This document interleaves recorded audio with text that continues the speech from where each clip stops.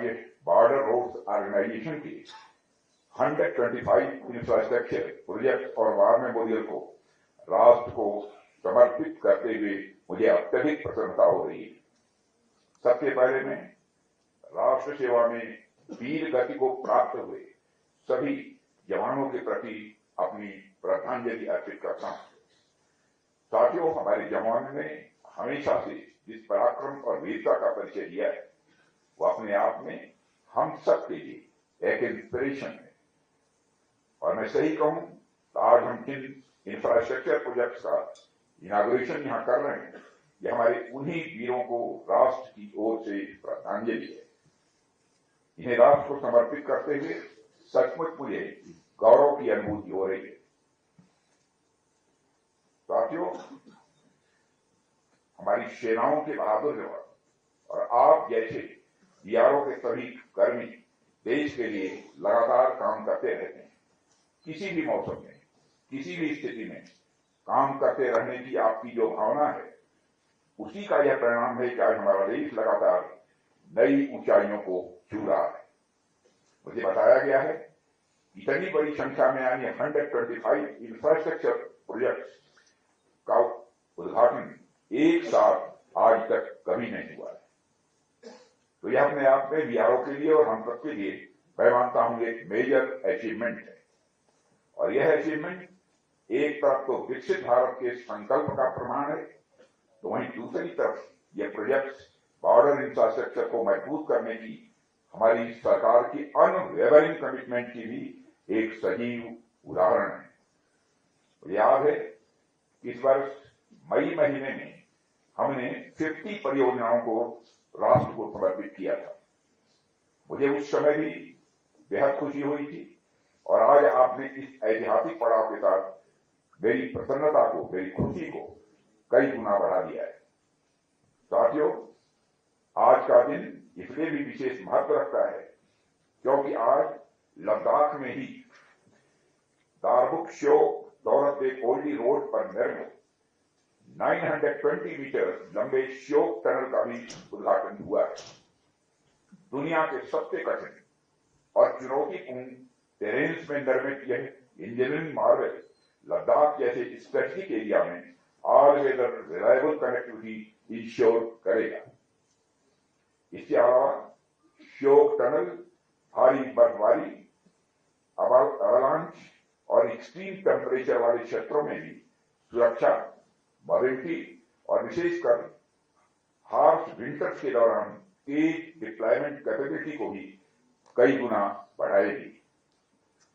साथियों, लद्दाख के साथ साथ आज जम्मू कश्मीर, चंडीगढ़, राजस्थान, हिमाचल प्रदेश, उत्तराखंड, सिक्किम, पश्चिम बंगाल, अरुणाचल प्रदेश और मिजोरम में भी अन्य परियोजनाएं राष्ट्र को समर्पित की गई हैं।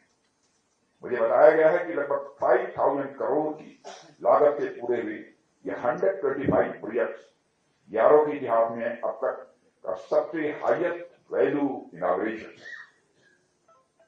साथियों, पिछले कुछ वर्षों में बीआरओ ने जिस तेजी से और जिस इफिशियंसी से सीमावर्ती इलाकों में इंफ्रास्ट्रक्चर डेवलप किया है, उसने नेशनल डेवलपमेंट को भी बड़ी तेजी प्रदान की है।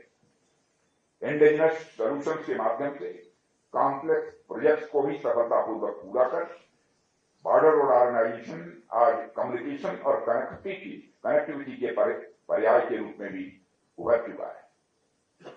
साथियों, मानवता के समूचे इतिहास पर अगर हम नजर डालें तो कम्युनिकेशन और कनेक्टिविटी ने सभ्यताओं, समाजों और विचारों के विकास में केंद्रीय भूमिका निभाई है।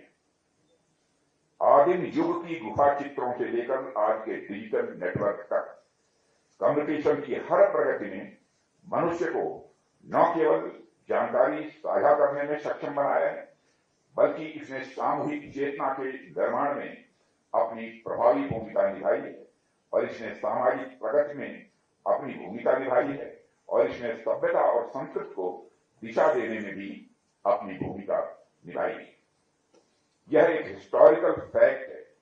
जिस समाज में कम्युनिकेशन सशक्त होता है, वहां लोकतांत्रिक मूल्यों, सांस्कृतिक विविधता, और साइंटिफिक टेम्पर को फलने फूलने का स्वाभाविक रूप से अवसर भी मिलता है। और इस प्रकार कम्युनिकेशन और कनेक्टिविटी केवल तकनीकी तंत्र या उपकरण भर नहीं है, बल्कि मानव सभ्यता के निरंतर विकास के या आधार स्तंभ भी है। जहां तक राष्ट्र की बात है, तो किसी भी राष्ट्र को विचारों के साथ साथ एक मजबूत फिजिकल फ्रेमवर्क भी चाहिए होता है। किसी भी देश को आगे बढ़ने के लिए रोड, ब्रिजेस, टनल्स इत्यादि चाहिए होते हैं और इन्हीं के आधार पर लॉजिस्टिक्स, ट्रेड, डिफेंस मोबिलिटी और बॉर्डर सिक्योरिटी सब कुछ निर्भर करता है। साथियों, यदि हम बॉर्डर सिक्योरिटी की बात करें तो वहां कनेक्टिविटी के ये टूल्स और भी इंपॉर्टेंट हो जाते हैं, क्योंकि बॉर्डर एरिया में जो रोड्स बनते हैं वो सिर्फ सड़क भर नहीं होते, बल्कि सिक्योरिटी, इकोनॉमी और आर्म्ड फोर्सेस की मोबिलिटी और डिजास्टर मैनेजमेंट सभी के लिए लाइफ टाइम जैसे होते हैं। आज लद्दाख में उद्घाटित किया जा रहा श्योक टनल भी इसका एक बड़ा उदाहरण है। आप देखिए कि सीमावर्ती क्षेत्रों में इन इंफ्रास्ट्रक्चर के कितने फायदे होते हैं। एक तो यह हमारी आर्म फोर्सेस की मोबिलिटी को बढ़ाएगा ही, दूसरा जब भी जरूरत पड़ेगी लॉजिस्टिक्स को बहुत ही स्मूथली हमारी आर्म फोर्सेस तक पहुंचाया जा सकेगा। तीसरा, इस तरह के प्रोजेक्ट्स के चलते टूरिज्म को भी बढ़ावा मिलेगा। चौथा, यहां के हमारे बहनों भाइयों को उस बढ़ते टूरिज्म से स्वाभाविक रूप से रोजगार भी मिलेगा और इकोनॉमिक एक्टिविटीज भी वहां पर बढ़ेगी। और पांचवा, लेकिन सबसे महत्वपूर्ण, यहां के लोगों में डेवलपमेंट के प्रति, सरकार के प्रति, व्यवस्था के प्रति और लोकतंत्र के प्रति विश्वास भी स्वाभाविक रूप से मजबूत होगा। साथियों, बॉर्डर एरिया में कनेक्टिविटी का बढ़ना किस तरह से मल्टी डायमेंशनल वे में सबको प्रभावित कर रहा है। आज हमारे जवान कठिन इलाकों में इसलिए मजबूती से खड़े हैं क्योंकि उनके पास roads, real time communication system, satellite support, surveillance networks और लॉजिस्टिक्स कनेक्टिविटी, यह सारी चीजें उपलब्ध है। बॉर्डर पर तैनात जवान की जिंदगी का एक एक मिनट, एक एक सेकंड यह बहुत ही महत्वपूर्ण होता है। इसलिए कनेक्टिविटी को सिर्फ नेटवर्क, ऑप्टिकल फाइबर, ड्रोन्स, राडार्स तक सीमित करके नहीं देखा जाना चाहिए, बल्कि इसे सुरक्षा के बैकबोन के रूप में ही देखा जाना चाहिए। और भारत किस तेजी से अपने border roads, tunnels, smart fencing, integrated command centres और सर्विलेंस सिस्टम्स को मजबूत कर रहा है, वह इसी बात का प्रमाण है कनेक्टिविटी और सिक्योरिटी अब एक दूसरे से अलग नहीं रह गए। साथियों, आज जब मैं लद्दाख में कम्युनिकेशन और कनेक्टिविटी की विशेषता पर बात कर रहा हूं, तो मैं आपसे इसकी जरूरत पर भी कुछ बातें करूंगा। आज यदि मैं हमारी सेनाओं से मिलने देश के किसी भी कोने में पहुंच जाता हूं, तो यह मजबूत कम्युनिकेशन और कनेक्टिविटी की वजह से ही संभव हो पाता है। जैसा कि मैंने पहले भी कहा था, कम्युनिकेशन को सिर्फ इंफ्रास्ट्रक्चर से जोड़कर नहीं देखा जाना चाहिए। यह बहुत व्यापक शब्द है। कम्युनिकेशन समाज की शांति, हार्मनी और अंडरस्टैंडिंग के लिए भी बहुत ही आवश्यक है। समाज के हर वर्ग के बीच में और समाज के हर वर्ग तथा सरकार के बीच में लगातार कम्युनिकेशन का यह सिलसिला चलते रहना चाहिए। डिप्लोमेसी हो, सामाजिक संबंध हो या परिवार हो, अगर कम्युनिकेशन कमजोर हो जाए तो संबंध प्रायः कमजोर पड़ जाते हैं। इसलिए हमारा हमेशा यह प्रयास रहा है कि लद्दाख समेत जितने भी बॉर्डर एरिया हैं उनके साथ हमारा कम्युनिकेशन और कनेक्टिविटी और अधिक मजबूत हो। इसका एक और उदाहरण यदि मैं आपके सामने दूं, कभी हाल में ही चाणक्य डिफेंस डायलॉग के दौरान मैंने लद्दाख में 200 किलोवाट की green hydrogen based micro grid power plant का भी उद्घाटन किया था। जो इस रीजन के साथ साथ आसपास के रीजन के लिए भी बहुत ही लाभकारी सिद्ध होगा, ऐसा मेरा विश्वास है। हम हमारे बॉर्डर एरिया के हॉलिस्टिक डेवलपमेंट के लिए पूरी तत्परता के साथ, पूरे मनोयोग के साथ काम कर रहे हैं।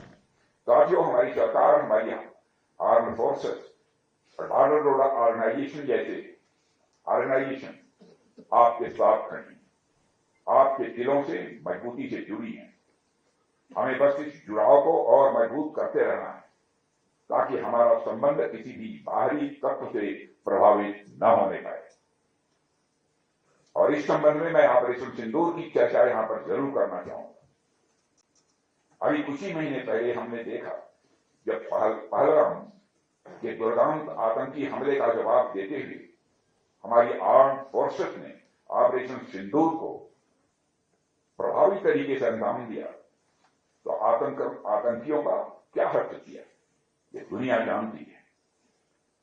वैसे करने को तो हम बहुत कुछ कर सकते थे, लेकिन हमारी सेनाओं ने पराक्रम के साथ साथ धैर्य का भी परिचय देते हुए उतना ही किया जितना की आवश्यक है।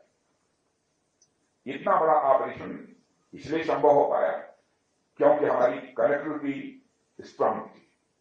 हमारी आर्म्ड फोर्सेस के पास सही समय पर लॉजिस्टिक्स को पहुंचाया जा सका। बॉर्डर एरिया के साथ भी हमारी कनेक्टिविटी बनी रही, जिसने ऑपरेशन सिंदूर को ऐतिहासिक सफलता दी।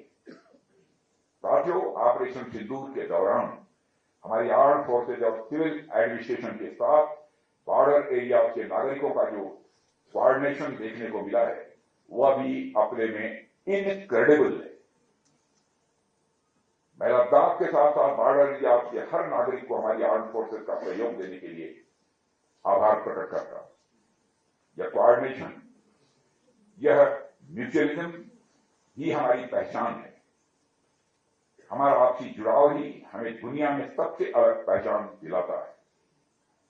साथियों, न केवल सिक्योरिटी, न केवल इंफ्रास्ट्रक्चर डेवलपमेंट, बल्कि इकोनॉमिक प्रॉस्पेरिटी के संबंध में भी हमारी कनेक्टिविटी और कम्युनिकेशन का एक बहुत ही महत्वपूर्ण योगदान रहा है। उदाहरण के लिए अभी हाल ही में यानी 2025-26 के दूसरे क्वार्टर में भारत की जीडीपी ग्रोथ यानी 8.2% तक पहुंची। उसके पीछे का एक बड़ा फैक्टर हमारी मजबूत कनेक्टिविटी और कम्युनिकेशन रहा है। और यह ग्रोथ सरकार की प्रो ग्रोथ पॉलिसी और रिफॉर्म के साथ साथ हम सभी भारतीयों की मेहनत का ही परिणाम है। दुनिया भर में तमाम चैलेंजेज आए, कई जगहों पर युद्ध देखने को मिले, कई जगहों पर छोटे मोटे कॉन्फ्लिक्ट्स भी देखने को मिले। ऑपरेशन सिंदूर के बाद हमें भी एक बड़ा कॉन्फ्लिक्ट देखने को मिला, लेकिन उन तमाम चुनौतियों के बावजूद हमारी अर्थव्यवस्था कहीं रुकी नहीं। उन तमाम चुनौतियों के बावजूद हम आगे बढ़ते रहे। आज इस महत्वपूर्ण अवसर पर मैं lieutenant general Shri Raghu Nivasan, DG border road organisation और बीआरओ के सभी जितने भी ऑफिसर्स हैं, कर्मी हैं, सेना के जवान हैं, सबकी मैं हृदय से भूरी भूरी सराहना करता हूं, उनकी प्रशंसा करता हूं। साथियों, बीआरओ ने जिस तरह से देश के सीमावर्ती इलाकों को भारत के बाकी हिस्सों से जोड़ा है वह अभूतपूर्व है। और मैं कह सकता हूं इसके पहले इस तरीके से बीआरओ को काम करते हुए इस देश ने नहीं देखा था जो विगत कुछ वर्षों में बॉर्डर रोड ऑर्गेनाइजेशन ने काम किया है। जिस तरह से आप एक स्ट्रांग इंफ्रास्ट्रक्चर तैयार करके देश को समर्पित करते हैं, उसके लिए आप सभी बधाई के पात्र हैं। साथियों, आप सबकी जिजीविषा आपके निर्माण कार्यों में तो दिखती ही है, लेकिन इसके साथ साथ आप जिस तरह से ह्यूमैनिटेरियन असिस्टेंस में अपनी भूमिका निभाते हैं वह भी बेहद सराहनीय है। इस वर्ष आपदाओं के दौरान बॉर्डर रोड ऑर्गेनाइजेशन की भूमिका यह असाधारण रही है। चाहे वह माना में हुआ हिमस्खलन हो, चाहे 72 घंटे के अथक प्रयास के बाद 46 मजदूरों को बचाया गया, या उत्तरी सिक्किम में 1600 से अधिक फंसे हुए पर्यटकों की निकासी का मामला हो, बॉर्डर रोड ऑर्गेनाइजेशन के बचाव दलों ने साहस के साथ प्रतिक्रिया दी। साथियों, तलाघाट और धराली में बड़े पैमाने पर भूस्खलन के कारण कई दिनों तक आवाजाही बाधित रहने के बाद भी संपर्क बहाल करने के लिए आपने दिन रात काम किया है। मैं उसकी हृदय से भूरी भूरी प्रशंसा करता हूं। साथियों, इसी प्रकार चासोती में विनाशकारी बादल फटने की घटना के दौरान बॉर्डर रोड ऑर्गेनाइजेशन ने तीव्र गति से बचाव और आपातकालीन बहाली के उपाय लागू किए, जिससे रिकॉर्ड समय में लगभग 5,000 से अधिक तीर्थयात्रियों को सुरक्षित निकाला जा सका। ये प्रयास भी बॉर्डर रोड ऑर्गेनाइजेशन की मानवीय भावना को ही दर्शाता है। इसके लिए भी मैं आप सबकी प्रशंसा करता हूं। साथियों, बॉर्डर रोड ऑर्गेनाइजेशन के साथ साथ इस मंच से अपनी तीनों सेनाओं की भी मैं सराहना करना चाहता हूं। जिस तरह से हमारी आर्म्ड फोर्सेस किसी भी डिजास्टर के दौरान ह्यूमैनिटेरियन असिस्टेंस प्रोवाइड करती हैं, उसके लिए आप सभी सराहना के पात्र हैं। साथियों, मुझे यह देखकर भी बेहद खुशी होती है कि बॉर्डर रोड ऑर्गेनाइजेशन ने टेक्नोलॉजिकल इनोवेशन के क्षेत्र में भी काफी प्रोग्रेस की है। आपके advance engineering methods physical infrastructure की डिलीवरी और भी तेज कर रहे हैं। बड़ी बात यह है कि हमारी सरकार जिस तरह से आत्मनिर्भर भारत की सोच के साथ काम कर रही है, वही सोच बीआरओ के काम में भी स्वाभाविक रूप से दिख रही है। आत्मनिर्भर भारत पहल के तहत बॉर्डर रोड ऑर्गेनाइजेशन ने garden reach ship builders and engineers के साथ पार्टनरशिप में स्वदेशी रूप से विकसित क्लास 70 मॉड्यूलर ब्रिजर को अपनाकर एक बड़ा मिसाल कायम किया है।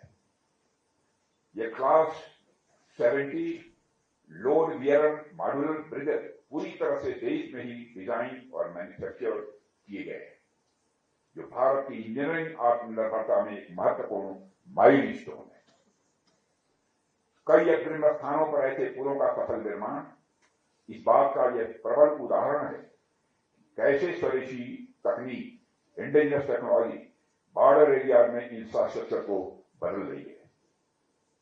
साथियों, मुझे कहते हुए भी प्रसन्नता की अनुभूति हो रही है कि सरकार बॉर्डर रोड ऑर्गेनाइजेशन के हर एक्टिविटी में उसका पूरा सहयोग कर रही है।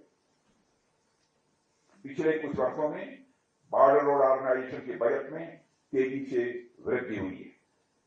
वित्त वर्ष 2024-25 में बीआरओ ने रिकॉर्ड 16,690 करोड़ रुपए का एक्सपेंडिचर किया है, जो अब तक का सबसे बड़ा एक्सपेंडिचर है। और इसके अलावा फाइनेंशियल ईयर 2025-26 के लिए 18,700 करोड़ का लक्ष्य निर्धारित किया गया है, जो बीआरओ की क्षमता में सरकार के विश्वास को यह रेखांकित करता है और बीआरओ के प्रति यह विश्वास पैदा करता है।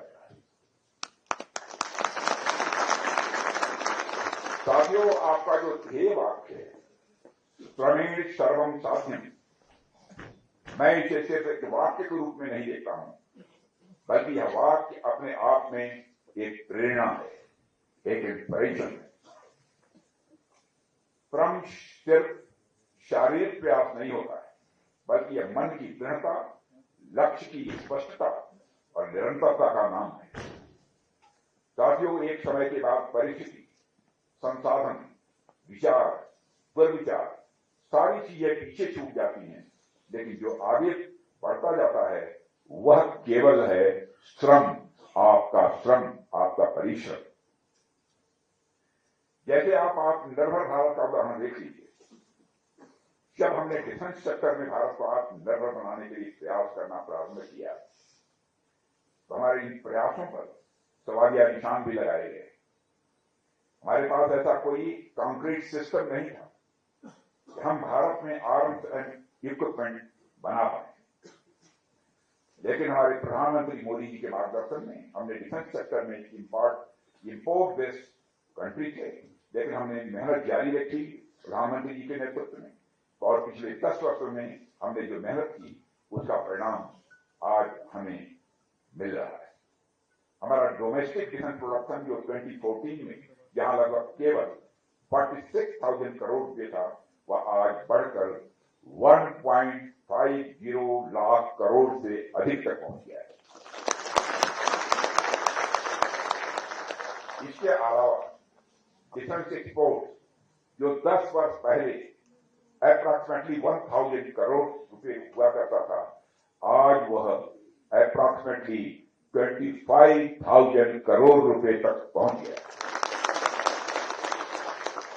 यह तो सिर्फ एक उदाहरण मैंने आप सबके सामने रखा है। ऐसे हजारों उदाहरण आप अपने आसपास देख सकते हैं। न सिर्फ रक्षा क्षेत्र में, बल्कि पिछले 10 वर्षों में हमने अनेक नए IIT व अनेक नए IIMs बनाने के साथ साथ देश भर में लगभग 400 नई यूनिवर्सिटीज भी स्थापित की हैं। जिस तरह से हमने अपने कार्यकाल में सड़क, एयरपोर्ट और रेलवे में इंफ्रास्ट्रक्चर डेवलपमेंट को बढ़ावा दिया, देश दुनिया में उसकी मिसालें पेश की जाती।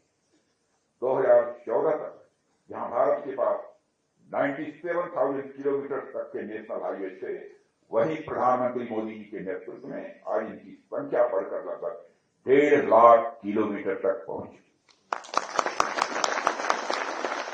2014 में भारत के पास जहां पर केवल 74 एयरपोर्ट हुआ करते थे, वहीं आज मोदी जी के नेतृत्व में उनकी संख्या 2 गुनी हो गई।